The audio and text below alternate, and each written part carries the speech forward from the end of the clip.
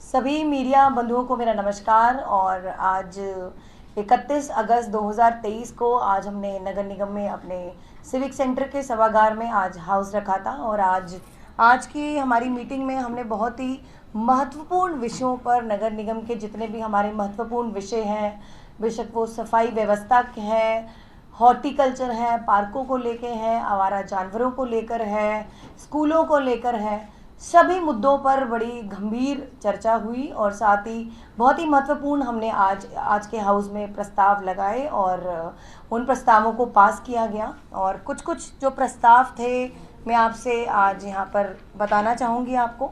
और सबसे बहुत इम्पॉर्टेंट जो हमारा प्रस्ताव था वो था door to door step delivery वाला, डोर स्टेप डिलीवरी वाला, जिसमें अभी कुछ दिन पहले ही हमने एक पीसी करी थी। और डोर स्टेप डिलीवरी वही उसी तर्ज पे मॉडल और पॉलिसी है जो हमारी दिल्ली सरकार की डोर स्टेप हमारी पॉलिसी रही है। और अब इसके पॉलिसी के अंतर्गत किसी भी दिल्ली वासी को अब ऑनलाइन तरीके से अगर कोई दिक्कत आ रही है, या सर्वर डाउन है, या टेक्नोलॉजी की नॉलेज नहीं है, या अपना समय बचाना चाहते हैं, तो एक टोल फ्री नंबर जारी कर दिया गया है। और टोल फ्री नंबर पे कॉल करते ही एक मोबाइल सहायक जो है उनके डोर स्टेप पे आके 23 नगर निगम की जो हमारी सुविधाएं हैं वो उनके घर पर आकर, दरवाजे पर आकर वो सुविधाएं दी जाएंगी। और ये बहुत बड़ी राहत है दिल्ली वासियों के लिए। इस प्रस्ताव को पास किया गया।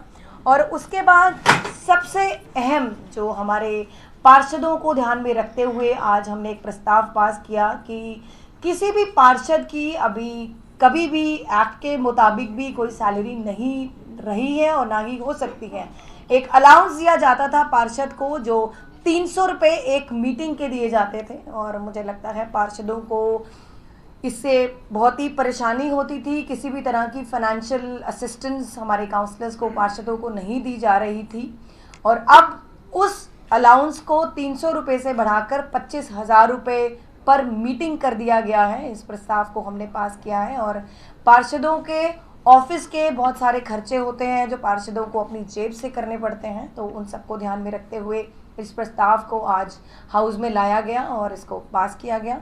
उसके बाद हरदयाल लाइब्रेरी, जो जैसे हम सब जानते हैं पिछले बहुत महीनों से हरदयाल लाइब्रेरी के जो हमारे जितने भी स्टाफ मेंबर्स हैं, एम्प्लॉयज़ हैं, वो धरने पे बैठे हैं अपनी सैलरी की डिमांड करते हुए। और मुझे लगता है हरदयाल लाइब्रेरी में कुछ चंद महीनों से जो ग्रांट नगर निगम द्वारा हरदयाल लाइब्रेरी को दी गई थी और उसका सदुपयोग नहीं हुआ और उनको सैलरी नहीं मिली। और अब लीगल ओपिनियन लेने के बाद और फाइनेंशियल ओपिनियन लेने के बाद आज हमने जो मैनेजमेंट कमेटी हरदयाल लाइब्रेरी की कॉन्स्टिट्यूट की जाती है उस प्रस्ताव को आज हम हाउस में लाए और उस प्रस्ताव को पास किया गया। और मैं हरदयाल लाइब्रेरी के सभी एम्प्लॉयज़ को ये आश्वासन देती हूँ कि अब मैनेजमेंट कमेटी की गठन का जो प्रस्ताव को पास कर दिया गया है और शीघ्र ही इस कमेटी का गठन होगा। और जो इतने महीनों से जो उनको दिक्कतों का सामना करना पड़ रहा है और लाइब्रेरी के बाहर ही वो इतने महीनों से जो धरने पर बैठे हैं, तो उसको सुलझा दिया गया है। और बहुत जल्द ही सभी के अकाउंट में उनको भी जितनी भी उनके पेंडिंग सैलरी है वो उनको दे दी जाएगी। और पूरी एक हमने कमेटी का गठन किया था, एक वेरिफिकेशन कमेटी, और उनकी रिपोर्ट के हिसाब से ही इस सैलरी जो है उनके अकाउंट में डिस्पर्स की जाएगी। तो आज बहुत सारे ऐसे हमारे प्रस्ताव थे जो आज हम सदन में लाए और उन सभी प्रस्तावों से दिल्ली की जनता को भी राहत मिलेगी और नगर निगम के कर्मचारियों को भी राहत मिलेगी, जो बहुत बड़ी उपलब्धि है, जो इतने महीनों से कर्मचारियों को परेशानियों का सामना करना पड़ा। और दिल्ली की जनता को और कर्मचारियों को मैं आश्वासन देती हूँ, ऐसे ही माननीय मुख्यमंत्री अरविंद केजरीवाल जी के नेतृत्व में और आम आदमी पार्टी की जो नगर निगम की सरकार है उसके अंतर्गत ना दिल्ली वासियों को अब परेशानियों का सामना करना पड़ेगा और साथ ही कर्मचारियों की परेशानियों को भी ध्यान में रखते हुए हर वो कदम उठाया जाएगा जिससे एक बेहतरीन मॉडल नगर निगम को मिलेगा। और ऐसे ही हमारी सफाई व्यवस्था हो, हमारी कर्मचारियों की दिक्कत हो, दिल्ली की जनता की दिक्कत हो, उनको सब में ध्यान रखते हुए एक गुड गवर्नेंस मॉडल, जो Arvind Kejriwal good governance model जो दिल्ली सरकार में चलता आया है, अब वैसा ही एक गुड गवर्नेंस मॉडल की शुरुआत हो चुकी है और आने वाले समय में मैं ये भी आपको आश्वासन देती हूँ कि दिल्ली का जो नगर निगम है पूरे देश में सबसे बेहतरीन मॉडल सामने उभर कर आएगा। आप सबको बहुत बहुत धन्यवाद। Thank you so much. किसी के कुछ सवाल हैं तो आप पूछ सकते हैं। मैम, ये जो सैलरी बढ़ाने का जो प्रस्ताव प्राइवेट मेंबर बिल पास हुआ है, तो अभी आगे की क्या प्रक्रिया रहेगी कि ये कब से लागू होगा और किस तरीके से इसको आप लागू करेंगे? पूर्व में भी ऐसे कई प्रस्ताव पारित हुए हैं, 45,000 रुपये सैलरी देने का प्रस्ताव 2015-16 में हुआ था, तो अब उसकी आप क्या उम्मीद जता रहे कि ये कैसे लागू कर पाएंगे उसको? देखिए, सबसे पहले तो डीएमसी एक्ट के अकॉर्डिंगली हम लोग किसी भी पार्षद की सैलरी नहीं दे सकते हैं। सैलरी वर्ड हमारा यहाँ यूज़ करना ही मुझे लगता है उचित नहीं है। अलाउंस दिया जाता था जो 300 रुपये पर विजिट कोई मीटिंग का मिलता था और हमेशा से ही पार्षदों को इस अपने ऑफिस के खर्चे को, अपने ऑफिस में रखे हुए स्टाफ के खर्चे को लेकर, डेटा एंट्री ऑपरेटर्स को लेकर या इंफ्रास्ट्रक्चर को लेकर दिक्कतों का सामना करना पड़ा। तो उन्हीं दिक्कतों को देखते हुए 250 के 250 जितने भी पार्षद हैं, हमने उनके लिए ये आज प्रस्ताव लाए हैं irrespective of the political party कि जितने भी पार्षद हैं उनमें किसी भी तरह का फाइनेंशियल बर्डन ना पड़े और उनका सारा जो पूरा ध्यान है दिल्ली की जनता में और अपने लोकल पब्लिक की जनता में, जनता की सेवा में लगा रहे। तो मुझे लगता है बहुत बड़ी बात है और हम आशा करते हैं पूरे लीगल एस्पेक्ट को देखते हुए प्रोसीजर तरीके से, जो प्रोसीजर रहेगा उस तरीके से इस प्रस्ताव को आगे चलाया जाएगा और मैं आशा करती हूँ शीघ्र ही पार्षदों को इन चीज़ों से निजात मिलेगी। मेयर साहब का पहले भी जब ये प्रस्ताव जैसे दिल्ली के विधायकों की सैलरी बढ़ाने का हुआ था तो सालों के बाद उनकी सैलरी बढ़ी थी, क्योंकि प्रस्ताव केंद्र सरकार के पास लंबित था, एलजी के पास लंबित था। तो कल की हेडलाइन ये हो सकती है कि पार्षदों के भत्ते के अंदर बम्पर बढ़ोतरी, लेकिन उनको मिलेगा कब से, इसके बारे में कुछ स्पष्टता मिल सके तो? देखिए, जैसे मैंने आपको बोला, डीएमसी एक्ट को ध्यान में रखते हुए कॉन्स्टिट्यूशन तरीके से जो प्रोसीजर लीगल होगा हम उसको ही कॉन्स्टिट्यूशनल प्रोसीजर को फॉलो करेंगे।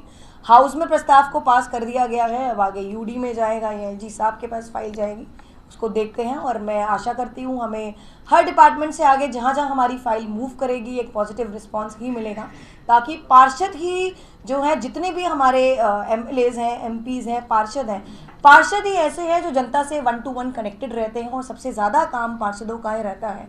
तो इतनी बड़ी राहत जो है पार्षदों को मिलनी चाहिए और माननीय मुख्यमंत्री अरविंद केजरीवाल जी का भी यही मानना है कि पार्षदों को भी वो सुविधा मिलनी चाहिए ताकि दिल्ली की जनता के, जो हमने दिल्ली की जनता को वादे किए हैं और दिल्ली की जनता और अपने एरिया में जो हमें सेवा देनी चाहिए उसमें हम आसानी तरीके से वो सेवा दे सकें। जब विधायकों की सैलरी बढ़ी थी तब ऑपोजिशन को इस तरह से काउंटर किया गया था कि पहले विधायक भ्रष्टाचार करते थे, इधर उधर से पैसे अर्जित करते थे, इस कारण उनकी अलाउंस में बढ़ोतरी की गई है। यही सवाल अब एनसीडी के पार्षदों के लिए भी उठेगा और बीजेपी ने अभी से प्रतिक्रिया दे दी है कि उनके पार्षदों की गैर मौजूदगी के अंदर इतना जो बड़ा फैसला लिया गया है, बीजेपी के पार्षद उसका विरोध करेंगे। देखिए, सबसे पहले तो मैं सारे आज के जितने माननीय सदस्य आज हाउस में उपस्थित थे उनको धन्यवाद दूंगी कि आज बड़े शांतिपूर्वक सदन चला और पिछले 8 महीने से 6-7-8 महीने से जो हाउस है कभी 10 मिनट चलता था, कभी आधा घंटा चलता था, तो आज पूरा 2-2.5 घंटे का हाउस चला। पर दुख इस बात का रहेगा कि भारतीय जनता पार्टी को, अपने पार्षदों को मुझे लगता है ऐसे मोटिवेट नहीं करना चाहिए था कि आज हाउस में उनकी प्रेजेंस ना रहे, क्योंकि हम सब पार्षद 250 के 250 पार्षद जो हैं जनता द्वारा चुने गए हैं। तो जनता के प्रति बहुत बड़ी जिम्मेदारी बनती है। माना रक्षाबंधन का त्यौहार का बहाना देकर वो इस चीज़ को राजनीतिक मुद्दा ना बनाते और अपनी जिम्मेदारी को निभाते हुए, सदन की मर्यादा और सदन के सम्मान को देखते हुए मुझे लगता है उन सभी पार्षदों को आज यहाँ पर उपस्थित रहना चाहिए था।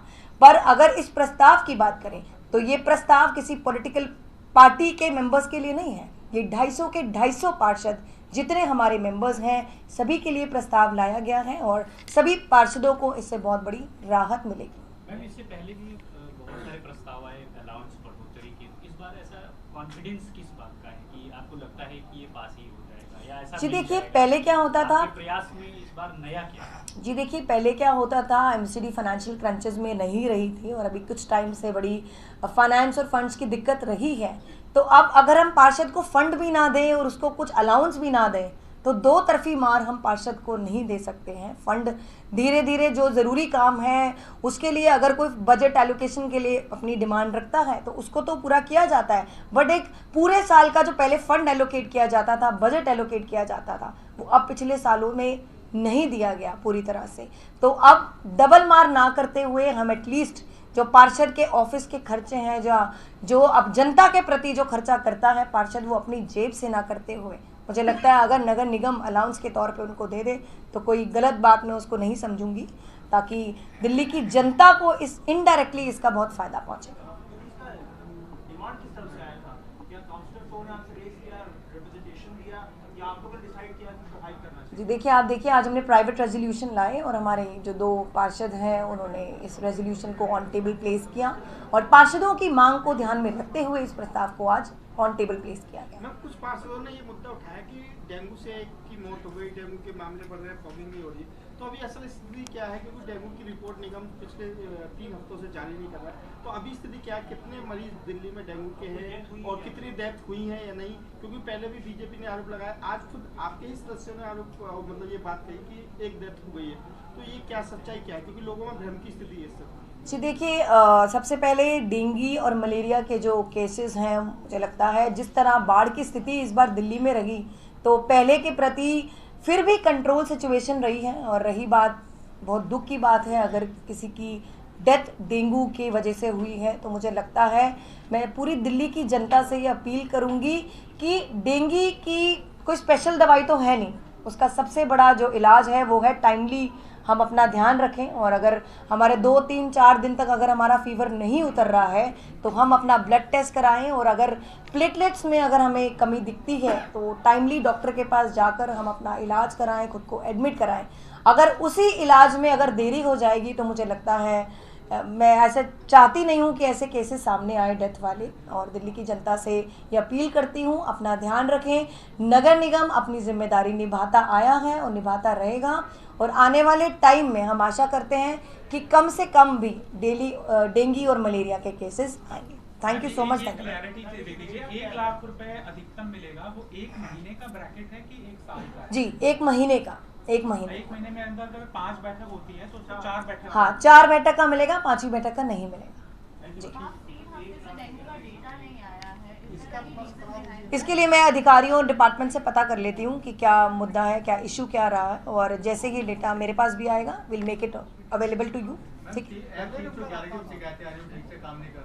जी देखिए, अभी मैंने कल या परसों ही अभी एक प्रेस कॉन्फ्रेंस करी थी। मैं आपको बताऊं कि 12 अगस्त को हमारा सफाई अभियान की शुरुआत हुई थी और कल की तारीख तक 10,000 साढ़े 10,000 के आसपास सफाई की कंप्लेंट्स आई थी, जिसमें से 8400 जो कंप्लेंट्स हैं वो रिसॉल्व कर दी गई थी। तो लगभग 80 से 85% जो कंप्लेंट्स हैं उसको रिसॉल्व कर दिया गया है, जो पहले 50 या 60% के आसपास होती थी।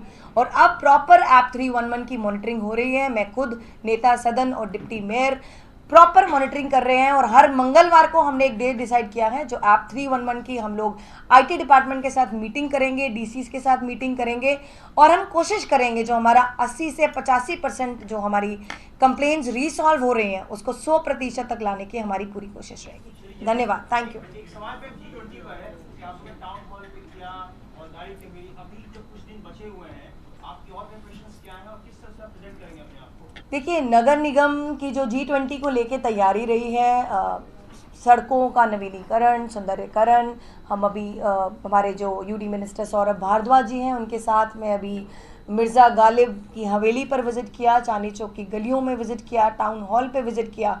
तो जो ज़िम्मे नगर निगम की जिम्मेदारियां रही हैं G20 को लेके, उसको बखूबी निभाया है। और अब रही बात सफाई व्यवस्था की, तो नगर निगम का अब सबसे बड़ा काम G20 को लेके रहेगा, वो होगा जी सफाई व्यवस्था का। और उसमें भी मैं पूरा आश्वासन देती हूँ G20 को लेकर कि नगर निगम सफाई व्यवस्था को दुरुस्त रखेगी। और बहुत अच्छी बात है, गर्व की बात है कि इस बार G20 की अध्यक्षता भारत देश को मिली। तो हम पूरी तरह आशा करते हैं कि जो G20 का जो समिट है हमारा सफल रहेगा, और जब भी यहाँ पे डेलीगेशन, सेनानी या टूरिस्ट लोग आएंगे तो यहाँ से एक सुंदर यादगार लेकर दिल्ली से जाएंगे। बहुत बहुत धन्यवाद।